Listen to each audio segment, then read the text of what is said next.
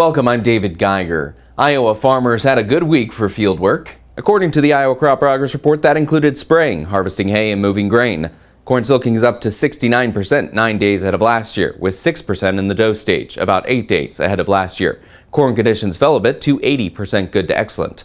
74% of soybeans are blooming, about 2 weeks ahead of last year, with 29% setting pods, also 2 weeks ahead of last year. Soybean conditions also fell to 79% good or excellent.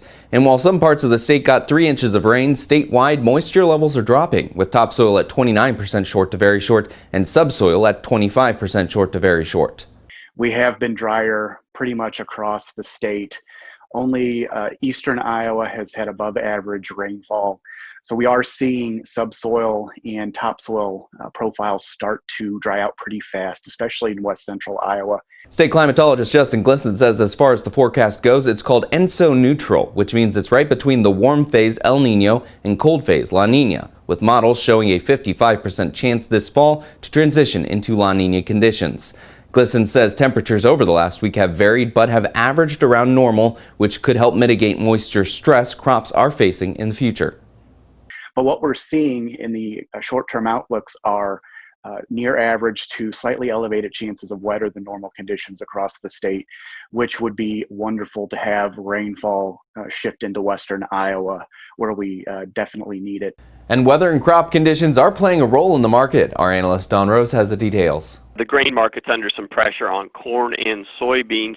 Crop ratings did go up on soybeans 1%, fourth best rating in last 26 years nationally, so that's putting a little bit of an anchor on the soybean market. The corn market, much the same, 69% nationally good to excellent, a little bit of a surprise.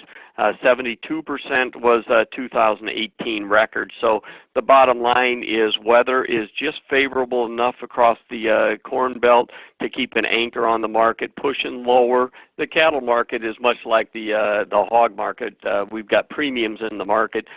We've got supplies are still large, weights are still large on cattle, and we did have a cash trade in Iowa, 157 dressed yesterday, so offers are still there. The hog market's trying to recover from the pasting that it took the prior day.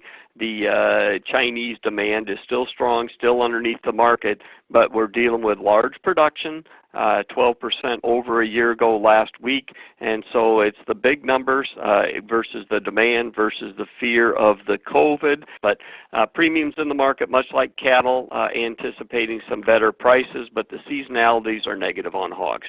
That's all I have for the Agribiz Report today. Thanks for joining me. I'll see you again next time.